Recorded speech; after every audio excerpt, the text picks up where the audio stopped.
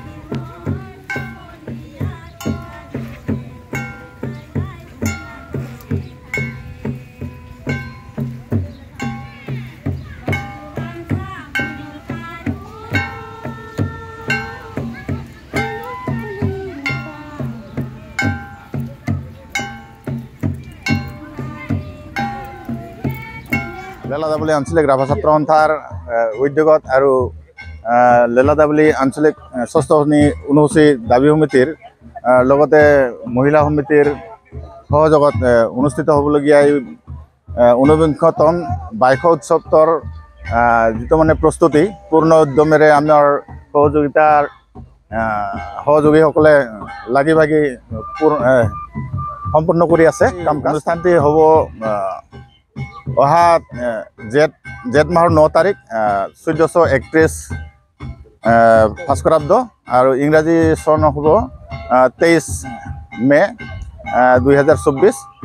আৰু এই দিনটোত আমি আমাৰ এই জাতীয় উৎসৱ ৰাভা জাতীয় স্বকীয় সংস্কৃতিৰে আৰু আমাৰ এই সম্পূৰ্ণ দিনজোৰা কাৰ্যসূচীৰে আমি বৰ্ণাঢ্য কাৰ্যসূচীৰে আমাৰ এই বাইশ উৎসৱটোক পালন কৰিবলৈ ওলাইছোঁ। আৰু আশা কৰোঁ আপোনালোকৰ সমূহ ৰাইজৰ পৰা সঁহাৰি তথা সহায় সহযোগিতা আমি কামনা ৰাখিছোঁ, পাম বুলি আশা ৰাখি আছোঁ। আৰু এই কাৰ্যসূচী স্বৰূপে আমাৰ এই বাইকত আমন্ত্ৰিত শিল্পী দুলুমণি ৰাভা আৰু মুনিন ৰাভা দ্বাৰা এই আকৰ্ষণীয় সাংস্কৃতিক সন্ধিয়া অনুষ্ঠান ৰখা হৈছে। আৰু আমন্ত্ৰিত বিহু, হুঁচৰি, বড়ো কৃষ্টি, ৰাভা কৃষ্টি, নেপালী নৃত্য আৰু কুচান নৃত্য, এনেদৰে বহুকেইটা ভালেখিনি কাৰ্যসূচী ৰখা হৈছে। এই সকলোটি অনুষ্ঠানত কাৰ্যসূচীত আপোনালোকৰ সম্পূৰ্ণ সক্ৰিয় পাম বুলি আমি আশা